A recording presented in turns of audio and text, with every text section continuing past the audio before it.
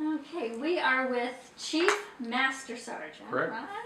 John Stewart, at USA Air Force. Yes. Yeah. So, John, we were talking earlier about Operation Welcome Home, and I know that's Barbara Mills's thing, but tell me your involvement with it. Well, I'm a board member. We have 4 board members. I'm the secretary and also the webmaster for them. We have a website, www.operationwelcomehomeveterans.org, that we put all our information on there. And what we do is for every troop that comes back from Afghanistan, and we also did the Iraq War too, we welcome them home. We have a big party and a ceremony for them at one of the local veterans clubs, which also brings in money for them. They have a dinner for them and everything. And all the veterans organizations show up, and we have gift basket for them full of gifts. They also present gifts, but we also have gift cards and businesses that participate, and just welcome home and make them feel right. Also the family. We don't forget the family. Now, is this a national organization? No? I, in fact, last night was Googling, just try to find others. The only one, there are some that are further south, is Operation Welcome Home. And one of them's at Baltimore Washington International, and they welcome them when they come off the airplane. But as far as what we do, I have not been able to find one. I've had calls from as far as Connecticut to Illinois asking me to come do an Operation Welcome Home because they come up on the website, because there is nothing, and there should be one. There should be one in every city. There's none. What goes into doing an event? Well, first of all, we have to find out when he's going to get back. You know, a lot of them are flying not directly back. They're going through Germany or through Kuwait or someplace. So the timing of it, and many of them are just on leave. They're not getting out. So we have to get that timing down. If we want to get the family there, we've got to get that timing down. And it's usually a very short notice. We've done one in less than 24 hours notice. So we have done, our last one, we had 3 weeks notice. So we never know. To get that planned out is a nightmare. You know, to find a veterans club that can handle that many people coming in there, you know, to set it up for us. And just the arrangement, Barbara does a tremendous job on it. She's so busy with so many other functions, you know. So I always call myself her gopher, but I love her to death. You know, she's one of the best people we have in this county. And these troops, they're from Citrus County? Is it their families here? They have to have grown up here, went to high school here, or lived here. And that's, you know, because as I said, I just recently got 2 calls from people up in Ocala, and they're in Marion County, and they asked me about a welcome home, and I said, well, you know, we don't have one. We can't do them all. We don't have the funding. We have no funds. We are a nonprofit, registered nonprofit. We have no money. We have $1 unless somebody donates that to us. We have nothing. How much does it cost per event?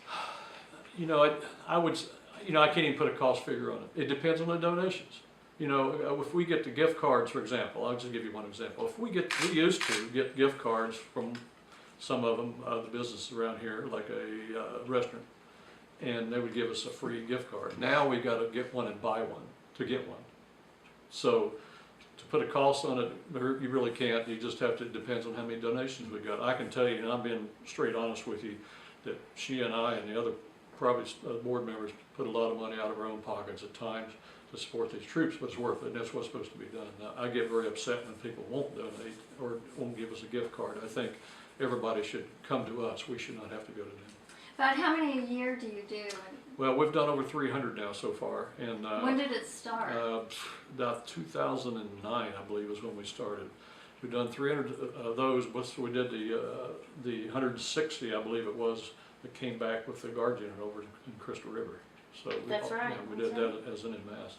How important is this to the veteran and his or her family? You know, being a Vietnam vet myself, you know, you can go on and on about how we were treated, and I won't get into that.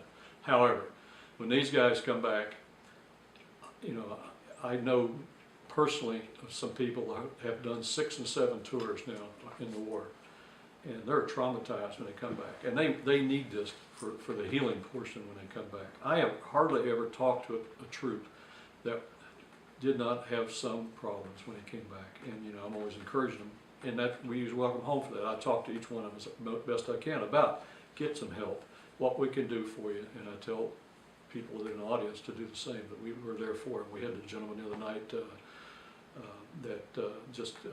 you've been reading about, the Chronicle's been reporting, he had about the home, having a house built here, and he'd lost one leg below the knee and his foot, and he was at our welcome home for another trip the other night. And as I told him, look around you, these are the people who are going to help you sitting out here right now. It's the veterans. That's all we had there was veterans.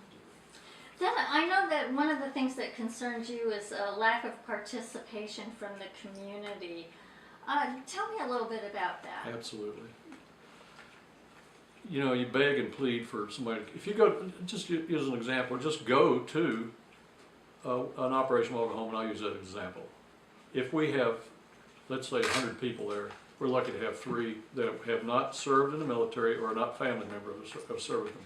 We don't get any outside people coming in. And I think that's bad. That's really bad. It's the same way the donations are. And you asked about donations. All the donations basically come from us. Here we are, we're veterans donating to one another. It's just endless all the time. Most of those organizations have very little money to begin with. But that's what frustrates me is when the community, one, does not come in and donate to us and help Operation Welcome Home or the Honor Flight, the veterans programs that are well known around here. And we have to go out and beg for it. And that's basically what we do is beg for it. Why do you think that is? I don't know. What concerns me is the war's going to end. And they're going to come back. Are they going to forget them any more than they are right now? The problems that we see right now, I was looking last night at some of the figures on the troops coming back, and they had announced that 25% of them have post-traumatic stress disorder and 7% have traumatic brain injuries. Now when you look at that and figure there's 2 million of them that's been in and out over there, that's a tremendous number of people. And when we come back and do programs like Operation Welcome Home, the community needs to get involved. If they don't want to come and show up, you know, at these ceremonies we're doing, and they're very well publicized. There's websites that publicize it. Then at least donate and help us help these troops.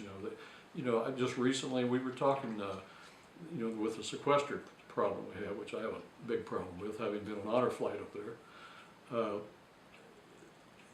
They cut out food stamps program, a big cut in that, and I don't have the exact numbers on it, but it was huge, hundreds of thousands, and there was something like, I don't know the number, 200,000 military personnel on food stamps. It lost their food stamps. Well, at the exact same time, the sequestrian came in, you know, the shutdown. Mm-hmm. They shut the commissaries down for a period there. So now here they have no money for food stamps.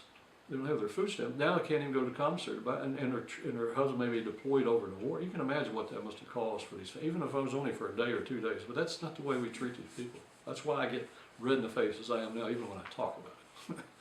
Well, let's change the subject yes. a little bit. Okay. But now the local veterans organizations, we've got the VFWs mm-hmm. and the American Legion right. and the DAV. Mm-hmm. There's a lot of veterans organizations in Citrus County. What purpose do they serve for veterans? Well, first of all, it's a camaraderie. You know, that you can say that about the veterans or police officers or firemen or anything. It's camaraderie. You know, it's very difficult for me to sit down and talk with somebody, and I know you've served. And you and I can talk about military things that people will not understand the terms and things like that. You have that camaraderie. But it's fundraising too. You know, everybody, that's another thing that bothers me. People talk about the American Legion, the VFW Post around here and their bars, and they're not that. They got a bar. That's part of the deal. But it's a fundraising and to support the veterans. That's what they're there for. That's what it's established for. Unfortunately, they're in serious trouble. Yeah, most of them. Why is that? Well, it was established basically, when you look back, and was run really big time, was World War II veterans and Korean War veterans. There were so many of them. Now we've lost them all. You know, we're losing 1,000 or so World War II veterans a day, if not more. So they're disappeared. Now whose shoulders on? Vietnam. I'll be blankety blank years old here very shortly, very old, and we're dying like flies. And there's not that many of us to begin with that can come in and run the things for them. So now you're down to the new guys from the Operation Enduring Freedom, Iraqi, and also Desert Storm. Desert Storm. Mm-hmm. You have, but they're young, they're working, they got families to raise. They can't come in. But when the organizations first started, they were young and working. It's changed. It's the whole attitude towards change. I don't, I hear every excuse. Like I said, people say, well, it's just a bar, and they come in there. I don't, I think it's trying to get them to come in. Unfortunately, too, you're in Citrus County here. We're a retirement area. That's we true. don't have people to draw from. And I wrote about that once. You can go up to Connecticut or someplace in town up there, and you'll find plenty of military from the recent wars. But around here, how many do we have to support this many organizations? I talked about, so when I sent you a note, I said, how many VFWs there are just in this local area? How many American Legions are here? Elks, on them down the road, all good organizations, but we don't have the population of veterans to support that anymore. I just don't think we have that. Are the veterans organizations, are they in other communities in other states where there's younger people? Are they having the same problems? Some are and some aren't. And I was in Nebraska, lived up there for a couple of years, and they've combined the posts. They took the American Legion, the VFW, the DAV, and went into one post in order to survive. And that's the only way they could, because they also had no young people. This is out in the farming communities there. And all the young people, it seemed that once they left school, they went somewhere else. So, that's just the way things work. Could that happen here in Citrus County, combining? What would you do? I think they're going to have to. I do know of one post that is in very serious financial situation. That if something does not occur within the next 12 months, I don't think they will be open. So it would be 2 VFWs joining together, or an American Legion? That would probably be the easiest politically, if you want to call it that, because that was the problem we had up there, trying to who's going to be in charge. American Legion, who's going to be the boss of this thing? I've been a post commander more than once of VFW. So I know that you have that animosity, not animosity, jealousy, I don't know if that's the correct word. It's just everybody's has pride in their organization, of their post.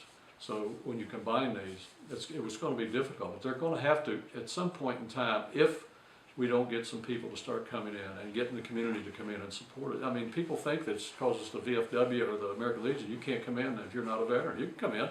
You can come in as a guest and be brought in. You can come to the dinners they have, like we have our dinners on Friday nights. There's just dances. There's on and on of things that go on there. But one thing is, if you look, I look at the paper at what's being advertised from those, and it pretty much never gets changed. It's the same thing all the time, and there just needs to be more publicity, I think, more than anything else, to let the people know out there. Will the people come in? I don't know. Don't know. I don't know. Well, we have another couple minutes, so Okay. Talk to me about the biggest need of veterans in Citrus County. Support from the community. We're supporting ourselves, and in the past couple of weeks, we've had the welcome home ceremony for a trip that came back. I went to massing of the college at the church, at the Baptist church downtown, and a couple other functions we went to, well publicized, basically by the Chronicle, covered it very well. And it was the same bunch of our guys. It's the same people, the same veterans showing up, honoring ourselves. And that's what bothers me, is honoring ourselves. We should be the one that should be honored. I wrote down 5 things here, and I said they should be donating locally, the community should be helping Operation Welcome Home, Honor Flight. Honor Flight costs me $600 every time I go up there, with tickets and expenses out of my pocket to go every time. Somebody should be helping us with that. Not that I'm asking for myself, but trying to get all the World War II guys to the memorial before it's too late. Shake hands. Meet somebody on the street that's wearing a shirt or a hat, and we all wear them proudly, and shake their hand and say, hey, thank you for serving our country. Encourage, get help for the local VA, to tell people to go get help to the VA. I actually met a troop in front of Walmart. I was selling poppies, and he came up to me and his mother, and he had severe PTSD and had been back for quite some time, and she was having all kinds of problems with him. And I ended up kneeling and praying with him out in front of the Walmart, of all places, begging him to go get help, and I hope he did. He said he would go get help, but you need to do that. When you start talking to them, about their problems, And of course, there's things like I'm working with Mr. Joe Meek at the Citrus County Commissioner's office about taxes. I recently sold a house. I moved into this house. I'm a disabled, totally disabled, 100% disabled veteran because of my Agent Orange. And when I moved over here, I lost my tax exemption for a year. I just got a bill for $3,000. I should not be paying taxes. And Joe's addressing that, and he's been very supportive. He's addressing that, and I hope that we're going to have to make a change in the tax code or something. I'm not into tax expert or anything by any means, but to me it's humiliating that I as a veteran have to pay taxes when I should not even be paying taxes. And that goes to, if you're my wife, I pass away, you lose my entire military retirement pay. So you're going to downsize probably the house. You move, you get my benefit of tax exemption, but you lose it for that first year. Now you're stuck with this huge bill that you're going to have to pay if you buy a smaller home after I was to pass away. So those are some of the things that needs to be done here.